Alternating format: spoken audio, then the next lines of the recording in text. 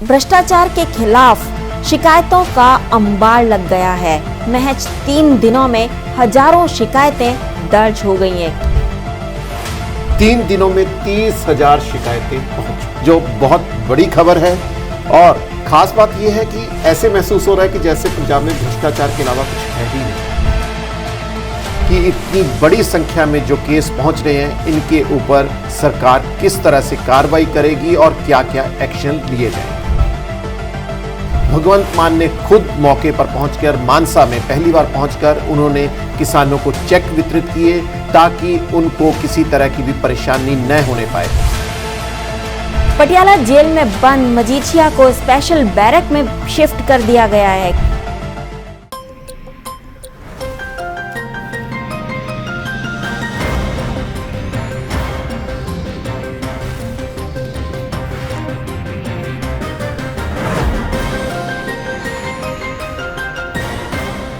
नमस्कार, D5 channel Hindi के programme खुलासा न्यूज का में मैं वंदना आप सभी दर्शकों का स्वागत करती हूं। आज मेरे साथ स्टूडियो में मौजूद हैं सीनियर जर्नलिस्ट प्रदीप शाही जी। शाही जी, आपका बहुत बहुत स्वागत है। नमस्कार मैम। शाही जी, भ्रष्टाचार के खिलाफ शिकायतों का अंबार लग गया है। महज 3 दिनों में हजारों शिकायतें दर्ज हो गई हैं। क्या है पूरी जानकारी? जी, शहीदी दिवस पर भगवंत मान मुख्यमंत्री पंजाब ने शहीद आजम भगत सिंह के शहीदी दिवस पर व्हाट्सएप नंबर जारी किया था 9501-200-200 और उन्होंने कहा था कि इस पर आप अपनी ऑडियो या वीडियो किसी तरह की भी कोई भ्रष्टाचार के खिलाफ है भेज सकते हैं। महज 3 दिनों की बात है और आज 26 तारीख है। 3 दिनों में 30,000 शिकायतें पहुंच चुकी हैं, जो बहुत बड़ी खबर है। और ख़ास बात यह है कि ऐसे महसूस हो रहा है कि जैसे पंजाब में भ्रष्टाचार के अलावा कुछ है ही नहीं। और 2 मामलों पर केस भी दर्ज कर लिए गए हैं। उनमें पहला मामला है जालंधर के तहसीलदार के क्लर्क पर केस दर्ज किया है 4.80 लाख रुपए की रिश्वत लेने का। और दूसरा केस है लुधियाना में अवैध माइनिंग कर रहे कुछ लोगों पर केस दर्ज कर लिया गया है। कार्रवाई शुरू हो चुकी है। अब ये देखना होगा कि इतनी बड़ी संख्या में जो केस पहुंच रहे हैं, इनके ऊपर सरकार किस तरह से कार्रवाई करेगी और क्या क्या एक्शन लिए जाएंगे। मानसा में भगवंत मान ने सहायता चेक वितरित किए हैं। कितनी राशि के हैं ये चेक? जी, लंबे समय से किसानों का जो मानसा का क्षेत्र है, वहाँ पर गुलाबी सुंडी का प्रकोप जारी था, जिसके तहत किसानों की बहुत फसल खराब हो गई थी। उसको देखते हुए भगवंत मान की ओर से कुछ दिन पहले 101 करोड़ रुपए के घोषणा की गई थी सहायता के लिए। फंड को जारी करने का घोषणा के बाद आज भगवंत मान ने खुद मौके पर पहुंचकर, मानसा में पहली बार पहुंचकर उन्होंने किसानों को चेक वितरित किए ताकि उनको किसी तरह की भी परेशानी न होने पाए। वहां पर भगवंत मान ने ये घोषणा भी की कि एग्रीकल्चर यूनिवर्सिटी और कुछ विदेशी संस्थाओं के साथ जो कृषि को बेहतर करने में काम कर रही हैं, उनके साथ तालमेल हो रहा है ताकि नए बीजों की खोज हो सके और किसानी क्षेत्र को लाभदायक स्थिति में लाने का काम किया जा सके। जी, पंजाब में कांग्रेस प्रधान के लिए कई नेताओं ने अपनी दावेदारी ठोकी है। प्रधान का चयन होने वाला है। कौन कौन से हैं ये नेता जिन्होंने अपनी दावेदारी ठोकी है? जी बिल्कुल, दिल्ली में सोनिया गांधी की ओर से पंजाब प्रदेश कांग्रेस के प्रधान का चयन की प्रक्रिया जारी है और मीटिंग में राहुल गांधी और प्रियंका गांधी भी मौजूद हैं। इसके अलावा कुछ सीनियर अधिकारी भी हैं। पंजाब से जो नाम सामने आ रहे हैं उनमें पूर्व प्रधान सुनील जाखड़, प्रताप बाजवा, राजा बड़िंग, सुखजिंदर रंधावा जो पूर्व डिप्टी सीएम थे, इसके अलावा सांसद रवनीत बिट्टू का नाम भी प्रमुख तौर से चर्चा में है। परंतु इसमें एक नाम और भी सामने दिखाई दे रहा है, वो है नवजोत सिद्धू का दोबारा नाम का आना। उसमें यह भी माना जा रहा है कि अगर प्रियंका गांधी अपनी स्थिति में रही तो नवजोत सिद्धू भी एक बार फिर से पंजाब के प्रधान बन सकते हैं। अब ये देखना होगा कि इन सीनियर नेताओं में से किसके सिर पर एक बार फिर पंजाब प्रदेश कांग्रेस के प्रधान का ताज फहराएगा। पंजाब में पहली बार एक महिला विजिलेंस चीफ बनी है। कौन है ये? जी, ये पहला मौका है कि 1993 बैच की गुरप्रीत कौर दियो, उनको पंजाब की विजिलेंस चीफ का कमान सौंपी गई है। ये पहला मौका है कि किसी महिला ने इस उच्च पद पर अपनी मोहर लगाई है और ये बहुत अहम फैसला माना जा रहा है कि किसी महिला को इस उच्च पद पर तैनात भी किया गया है। आपको ये भी बता दें कि 1994 बैच के एडीजीपी राय को ट्रैफिक का इंचार्ज पंजाब का बना दिया गया है। ये नई तब्दीलियां हैं जो बीते दिन भगवंत मान की ओर से की गई थी। जी, पटियाला जेल में बंद मजीठिया को स्पेशल बैरक में शिफ्ट कर दिया गया है, क्या है पूरी खबर?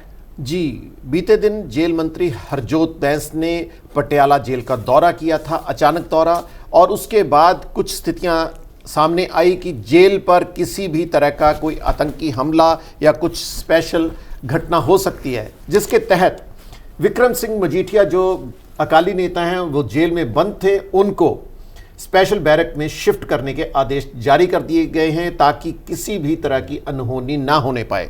ये पहला मौका नहीं है कि इस तरह के स्पेशल सेल में किसी अधिकारी जो जेल में बंद है या कोई नेता उसको शिफ्ट किया जा रहा हो।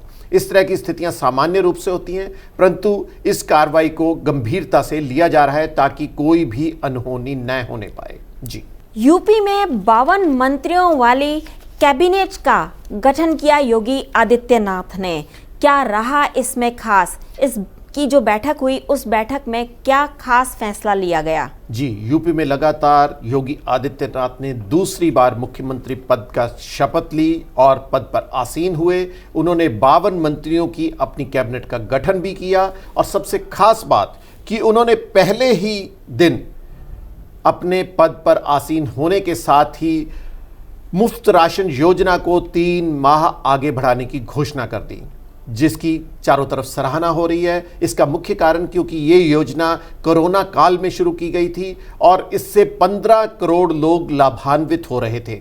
सरकार ने ये फैसला किया है कि अभी स्थितियां सामान्य नहीं हैं, इसलिए ये मुफ्त राशन योजना को 3 माह के लिए लगातार जारी रखा जाएगा ताकि इनकी स्थितियां सामान्य होने में मदद मिल सके। दिल्ली सरकार ने बजट पेश कर दिया है, क्या रहा इस बजट में खास अब तक? जी, इस दिल्ली सरकार ने अपने आम बजट को इस बार रोजगार बजट का नाम दिया है। बजट में वित्त मंत्री मनीष सिसोदिया ने घोषणा की कि सरकार के सफल क्रियान्वयन के तहत बीते साल 1,78,000 युवाओं को नौकरी प्रदान करने की पहल की गई और साथ में उन्होंने ये भी बताया कि दिल्ली में ई वाहनों को बड़ा करने के लिए भी कदम उठाए जा रहे हैं। 2 साल में पंजीकृत वाहनों की संख्या 10% थी, जिसको 2024 तक 25% तक बढ़ाने का फैसला भी किया गया है ताकि बेहतर कामकाज हो सके। इसके अलावा कई विभागों की भी प्रशंसा की गई। बेहतर काम करने वाले विभागों में पहला नाम रहा विद्युत विभाग का, यानी कि बिजली विभाग का। इस विभाग का 83% काम ऑन ट्रैक रिकॉर्ड किया गया और दूसरे स्थान पर रहा महिला व बाल विकास विभाग।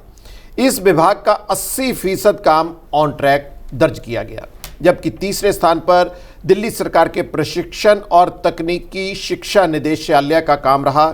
इस विभाग का काम ऑन ट्रैक 77% दर्ज किया गया। जी, हिमाचल में भाजपा और कांग्रेस सरकार अपने कई नेताओं को मनाने में जुटी है।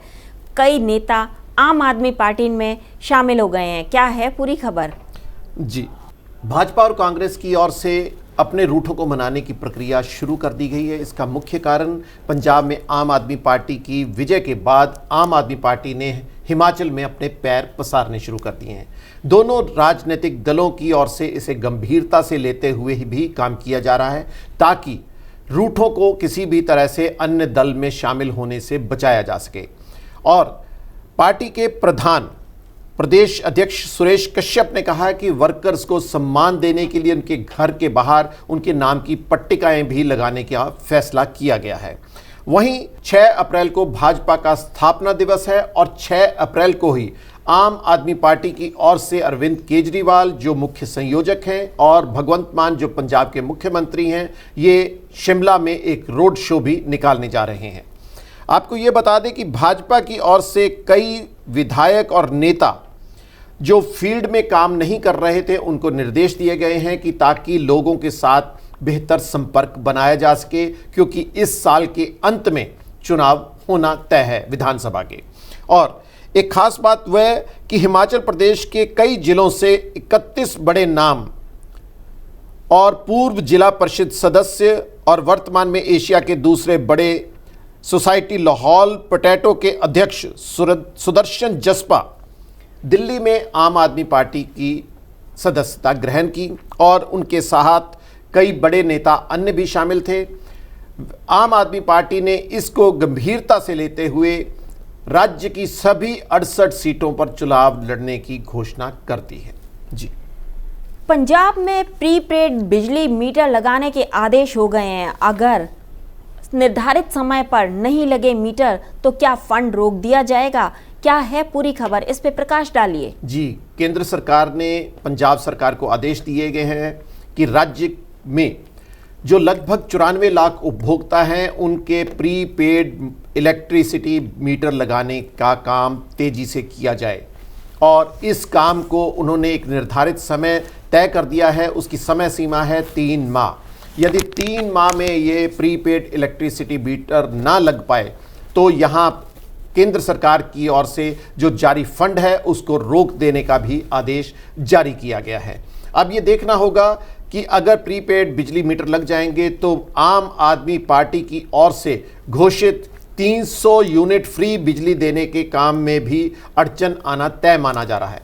साथ ही पंजाब के जो थर्मल प्लांट हैं वहां पर कोयले का संकट गंभीर हो चुका है और कई थर्मल प्लांट में महज 2 से लेकर 5 दिनों का ही कोयला शेष रह गया है, जिसके चलते कई क्षेत्रों में बिजली कट लगने भी शुरू हो रहे हैं। और इसके ऊपर बिजली मंत्री ने भी कहा है कि इसको हम गंभीरता से ले रहे हैं ताकि बिजली के कटों को रोका जा सके। जी, आईपीएल 2022 का आगाज हो चुका है। पहला मैच किस किस के बीच होना है? जी, आईपीएल 2022 का एपिसोड आज 26 मार्च को शाम 7:30 बजे शुरू हो जाएगा और इसमें 10 टीमें 65 दिनों तक 74 मैच खेलेंगी और 12 दिन लगभग 2-2 मैच लगातार खेले जाएंगे। और आज पहला मैच कोलकाता नाइट राइडर्स और चेन्नई सुपर किंग में खेला जाएगा। आपको बता दें कि चेन्नई सुपर किंग के कप्तान महेंद्र सिंह धोनी ने अपने पद से त्याग पत्र दे दिया है। अब उनके स्थान पर रविंद्र जडेजा टीम की कप्तानी करेंगे। जी, विभिन्न खबरों पर शाही जी अपना प्रतिक्रम देने के लिए आपका बहुत बहुत धन्यवाद। धन्यवाद। कल फिर ताजा तरीन खबरों के साथ हाजिर होंगे प्रोग्राम खुलासा न्यूज का में। तब तक के लिए नमस्कार।